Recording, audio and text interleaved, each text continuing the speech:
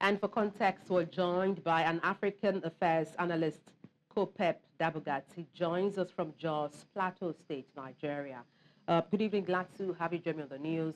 Let me kick off by asking what your impression is of the announcements that Mali, Burkina Faso and Niger have created a visa-free zone. Thank you very much. I think for the reality of what it is, nothing has really changed because before now, the ECOWAS protocol on the freedom of movement establishment has already guaranteed a visa-free zone for West African states across board. So now this arrangement they are making is, to provoke, responses from ECOWAS. And on my own part, so far, I haven't seen ECOWAS said anything on anything specific. So ECOWAS has only mandated the ECOWAS Commission to go ahead and initiate formal moves, formal actions to adjust to the withdrawal of this country. So if they eventually withdraw fully, which would be between January and July of next year, then ECOWAS can actually move on ahead without them. But of course, I know that negotiations are going on and they are going to continue. So hopefully we may not reach there. But for now, the visa-free zone arrangement is not something that changes anything. It's simply to say, okay, we are really committed to leaving the ECOWAS and we are already putting in place Let's talk about modalities to ensure that. Just to follow up on that, build up on that train of thought, talking about ECOWAS and then these three countries pulling out of ECOWAS. I recall, the president of Senegal, Bassirou Diomaye Faye, was appointed to help mediate or negotiate their comeback into ECOWAS. What do you think ECOWAS can do, to potentially re-engage them, that is Mali, Burkina Faso, and Niger, after the transitional periods end? Well, I think it's only natural that for the past 40 or so years that ECOWAS has existed and has kept all these 15 countries together. There are, whether we like it or not, a lot of bonds that have been developed, a lot of arrangements, institutional arrangements, a lot of flow of capital as well as flow of people and activities that have been established.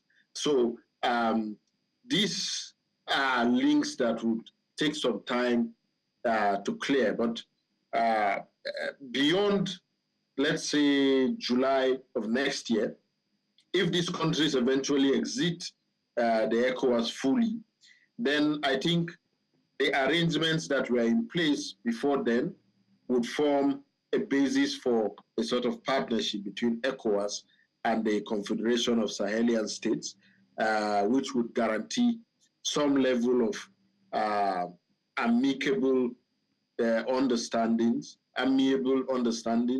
that will ensure that the linkages already established in the past would not really be completely severed, because some of these linkages are actually mutually beneficial, so it may not really be wise to break them. So I feel that ECOWAS and the Confederation of Sahelian States, if it eventually becomes a separate bloc, would have to sign a definitive agreement that defines a path for the future.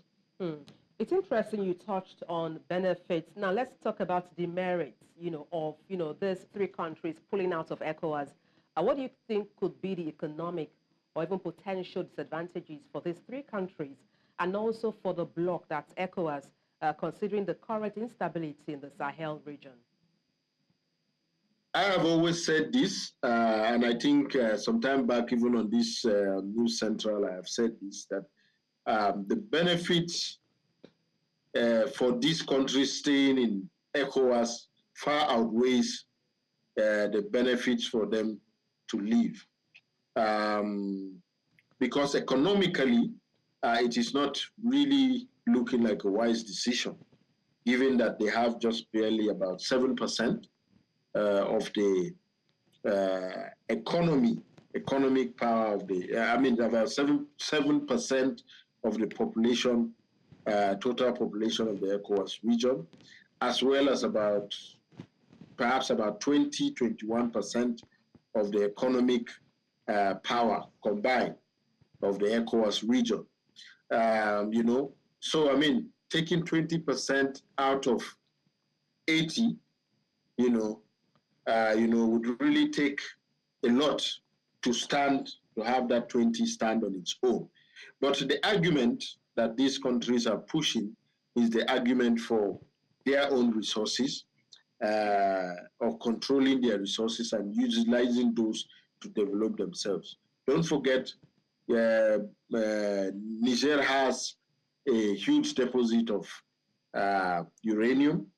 Burkina Faso and Mali have some good levels of gold, and some other mineral resources, including oil here and there across these three countries. So it is looking at these resources. Yes, eventually these countries can be able to stand on their own if there is prudent management.